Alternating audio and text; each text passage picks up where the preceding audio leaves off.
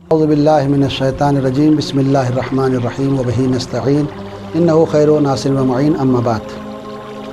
نماز جماعت میں شامل ہونے کے لیے ہم کب شامل ہو سکتے ہیں اور نیت کب کرنی ہے، اس حوالے سے میں آپ کے سامنے عرض کرنا چاہتا ہوں۔ انسان نیت تو ضروری ہے کہ امام جماعت جب نیت کر لے اور اس کے بعد جب تکبیرۃ الاحرام، جو نماز نیت کے بعد جو اللہ اکبر کہا جاتا ہے اسی کو تکبیرۃ الاحرام کہتے ہیں۔ جب امام تکبیرۃ الاحرام کہہ لے اس کے بعد سب سے پہلے کون نیت کرے گا؟ جو پہلی صف میں ہیں۔ لیکن اگر پہلی صف والے آمادہ ہیں نیت کرنے کے لیے، اس صورت میں اگر انہوں نے اللہ اکبر نہیں کہا ہے تو اس کے بعد والی صف والے کہہ سکتے ہیں۔ لیکن بہتر کیا ہے؟ بہتر یہی ہے کہ پہلے پہلی صف والے نیت کمپلیٹ کر لیں، اس کے بعد دوسری لائن والے نیت کریں۔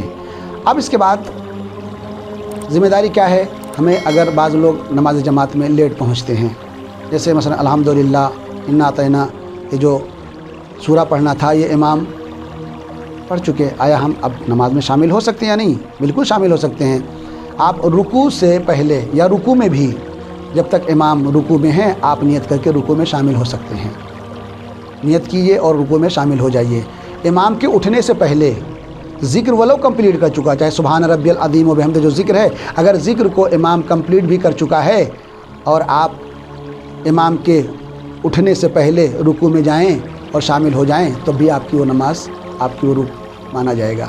ایک چیز دوسری ذمہ داری یہ ہوگی آپ کے شامل ہونے کے لیے، ہم کو اس شامل ہونے کے ساتھ اگر ہم اسی طرح تیسری رکعت میں شامل ہوتے ہیں، لیکن یہاں شامل ہونا میں نے کہا یہ پہلی رکعت میں آپ شامل ہو گئے، آپ کی کوئی ذمہ داری نہیں تھی۔ لیکن اگر آپ امام کے تیسری رکعت میں شامل ہو رہے ہیں اور آپ کی پہلی رکعت ہے تو ایسی صورت میں آپ ایسے موقع پہ شامل ہوں، چاہے پہلے پہنچے ہوں، ایسے موقع پہ شامل ہوں جب امام رکوع کے لیے اللہ اکبر کہہ کے رکوع میں جا رہا ہو، تاکہ آپ رکوع میں امام کو درک کر سکیں۔ ایسی صورت میں پھر چوتھی رکعت میں آپ کی ذمہ داری ہے کہ سورہ حمد پڑھنا ہی پڑھنا ہے۔